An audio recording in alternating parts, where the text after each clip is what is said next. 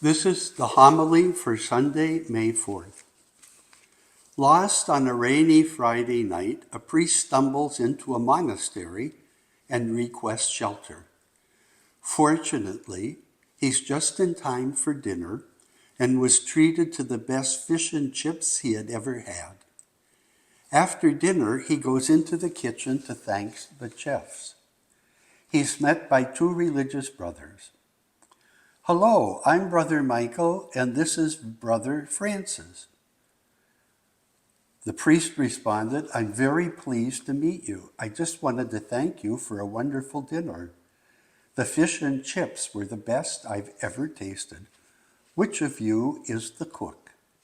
Brother Michael replied, "Well, I'm the fish fryer, and that makes the other one the chipmunk." The tie-in to the readings is that Jesus cooked fish for his disciples. No chips as far as we know, so Jesus was not a chipmunk. Our gospel this weekend is Jesus' appearances after his resurrection to his core disciples at the Sea of Tiberias. The story was added to John's gospel at a later date, probably to reaffirm the position of Peter as the first pope. Because Peter had denied Jesus 3 times, there were some who thought he couldn't be the spiritual leader. This affirms that Jesus forgave him and commissioned him. It's also another example of Jesus rebooting his disciples.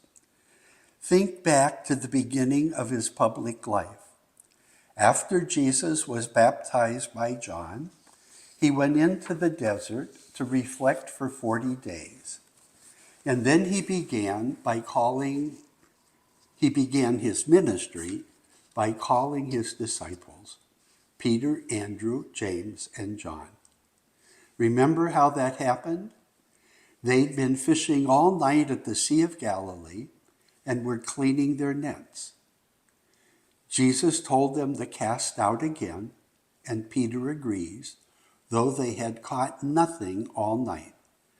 And they caught so many fish that they were afraid their nets would break and had to call for reinforcements. Do you see the parallel with the gospel we just heard? Jesus' appearance to his disciples at the Sea of Tiberias?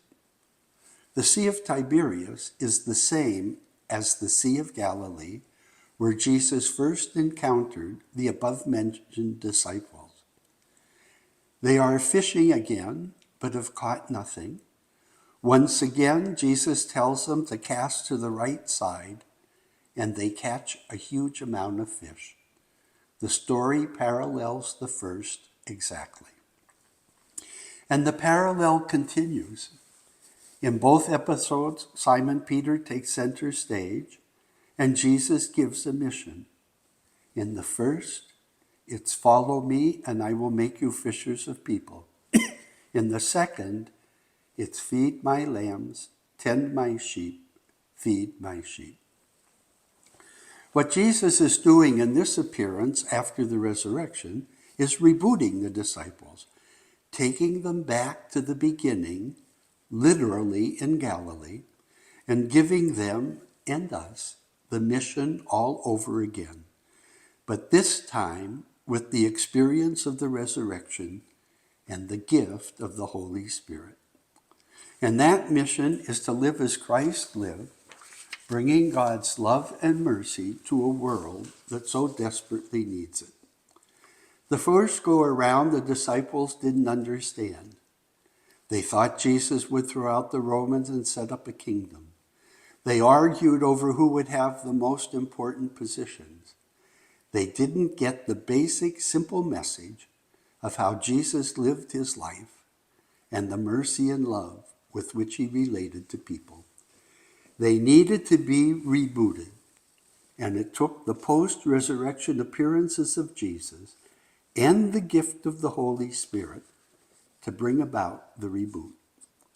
Once they are rebooted, look at what we have, as described in our first reading. Disciples who fearlessly preach Jesus crucified, declaring that they must obey God and not people. Disciples who heal and cure. Disciples who live in such a way that people see how they love one another. My friends, in this Easter season, we are not simply remembering past events.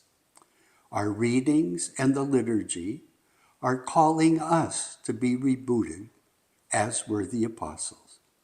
We don't have the advantage of appearances of the resurrected Christ, but we have the same gift of the Holy Spirit and 2,000 years of stories of others who have done their best to live the mission, to be fishers of people by their good example, who feed the sheep through acts of mercy, kindness, and forgiveness. So the reflection I invite us to this week: do I understand and accept that through baptism and confirmation, I've been given the same mission as the apostles and the same Holy Spirit to help me do it?